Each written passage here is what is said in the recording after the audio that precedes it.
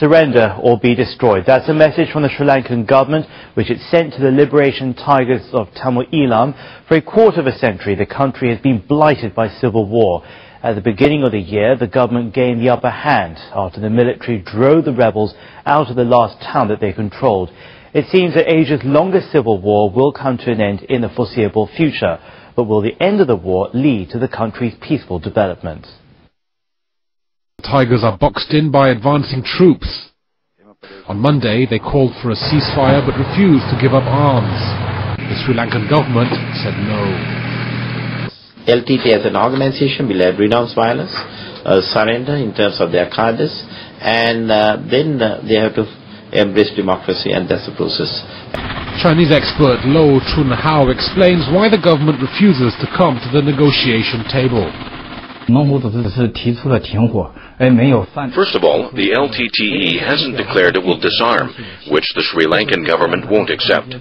Second, the authorities have ruled out a ceasefire, given the LTTE's history of using them to rearm. Meanwhile, it's the first time the government has come this close to a complete victory. It doesn't even need talks with the LTTE.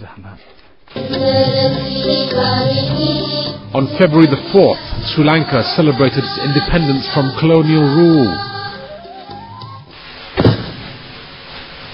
And President Mahinda Rajapaksa savoured a more recent victory.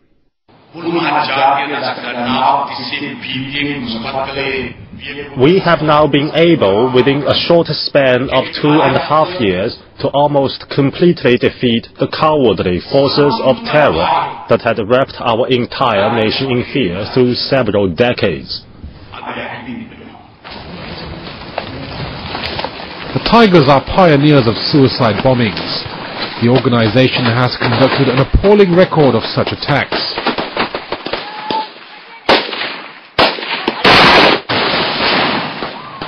In 1991, the Indian Prime Minister Rajiv Gandhi was assassinated by a female LTTE suicide bomber. In 1993, the President of Sri Lanka, Rana Singhe Premadasa, was killed in an LTTE suicide bomb attack.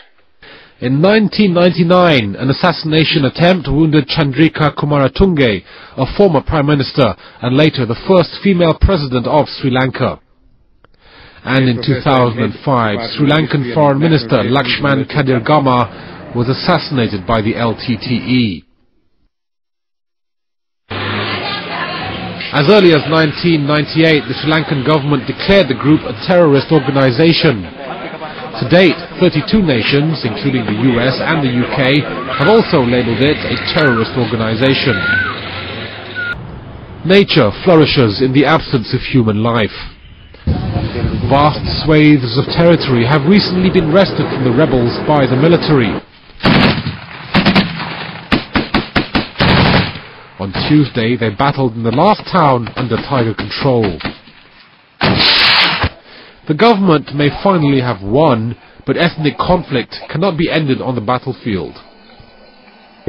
The civil war dragged Sri Lanka's development far behind.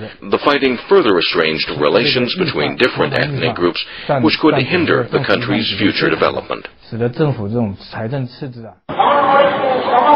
the first step in reconciliation, the government drew a blueprint for devolution in minority Tamil areas. Last May, residents in the war-ravaged East went to vote in provincial council elections. It was their first time in 2 decades. The elections aimed at entrenching a civilian administration in formerly the rebel-held territory.